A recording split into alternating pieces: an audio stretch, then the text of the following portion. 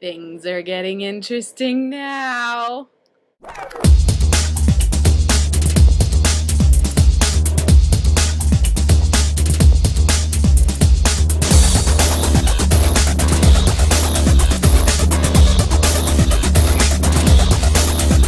So, you don't know if you're gonna get spoiled when you watch my videos. Don't be a chicken. I'm going to deal with everything.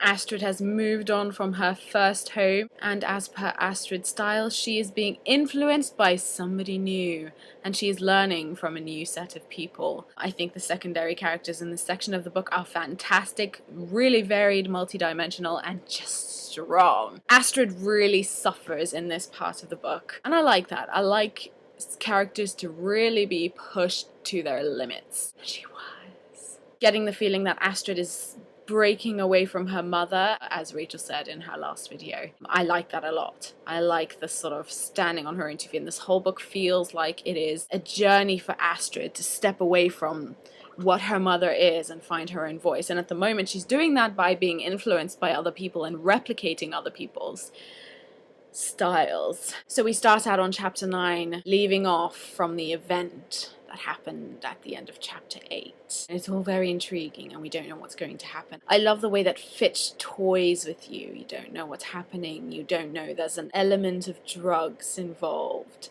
There's an element of addiction. There's an element of recklessness. More pain and injury for poor Astrid. More lessons to be learned and more sage advice from her cruel mother. She's starting to see through her mother. She's starting to vocalize the things that she's always thought about her mother. I absolutely love how there are little signs dropped throughout these chapters of evidence of Ingrid's love for her daughter. They're not obvious signs, but they're there. And because this is a reread for me, I can see them a lot more clearly than I could before.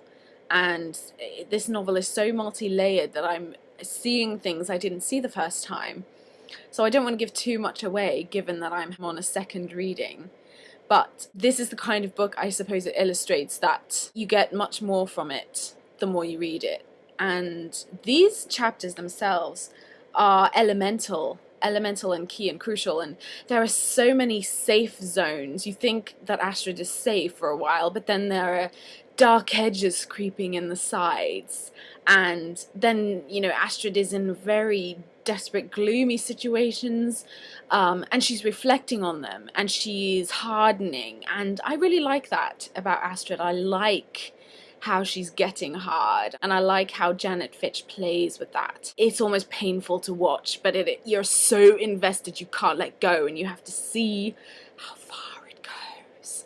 You know, it's like Janet Fitch decided, I'm going to write the most emotionally crippling, liberating, amazing story that deals with every issue that I can possibly think of. The history of the planet, of the world. Once again, the writing is fantastic. Look at this one tiny line that Astrid says, and you'll just know what I mean. Astrid is lying in bed lamenting the fact that she's in pain, and she says, "My loneliness tasted like pennies." Everybody knows what pennies taste like. I mean, everybody sucked pennies when they were kids, right? Was that just me? Was that just me? No, we all did it. It's just normal, right? So everyone knows that distinctive taste. Astrid is saying that's what her loneliness tastes like, and it's sort of nostalgic. It brings you back to your childhood where you just sucked on that penny. It makes sense in my brain. There is a recklessness to these chapters about Astrid that I just adore. She starts playing the game Johnny, where she takes her knife and she stabs in between her fingers really fast, and she says that she likes it better when she cuts herself. She's punishing herself in some ways. She's grieving over the things she lost in the first 8 chapters. Read the book to find out what that is. Astrid has these constant ideas about herself, imagining what she will be like in the future when These chapters start out, she's a survivalist, she's hardening herself, she's torturing herself in some ways. Then when she meets Olivia, one of the secondary characters, that changes and it's all about sensuality. It's still about recklessness, and it's about empowering herself, but it's also an air of elegance and sex and power, women with power and what that means, and whether love and text can be separated. She's also going through a process of relying on other people. Astrid is seeking. She is seeking an answer to a question. Her mother has not been able to provide the answers. Her first family has not been able to provide the answers. Ray hasn't been able to, nor has Marvel, and now she's meeting Olivia, and she thinks that possibly Olivia does have the answer, for a while anyway. I particularly enjoyed the end of chapter 13, and you'll have to read it to find out why. I'm luring you in. Again, with the sense of abandonment, this thread running through the novel, and it's a major theme in this book, abandonment and searching for something. At the end of chapter 14, that becomes very apparent. She has to cope by herself, as she should. And then Claire. What can I say about Claire? I don't know if I should say this and be evil. I suspected something about Claire when I read this book the first time. It did turn out to be accurate, but reading it and seeing it happen is very tragic.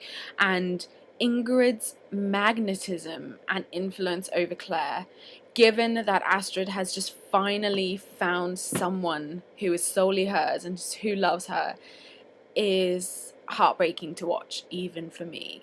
Yes, I know.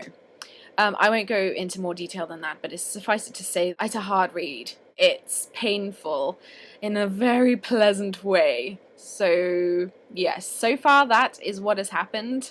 Those are the themes I have identified about the book. The writing remains hardcore fantastic throughout this. It's not just the beginning. It doesn't fizzle out. It's all very good. It's very insightful, and you should read it. Thanks for watching, guys. Tune in next week, little minions, where we will be reviewing chapters 18 to 25, I believe, or 26. The next block of book chapters. Don't you mock me. We'll see what's going to happen. How much worse can it get? If you have been reading the book along with us and you haven't been posting video replies, I urge you to do so that we can check them out as well. I think it would be a lot of fun. Do it. Oh, well, I'm not threatening you or anything, I'm just suggesting.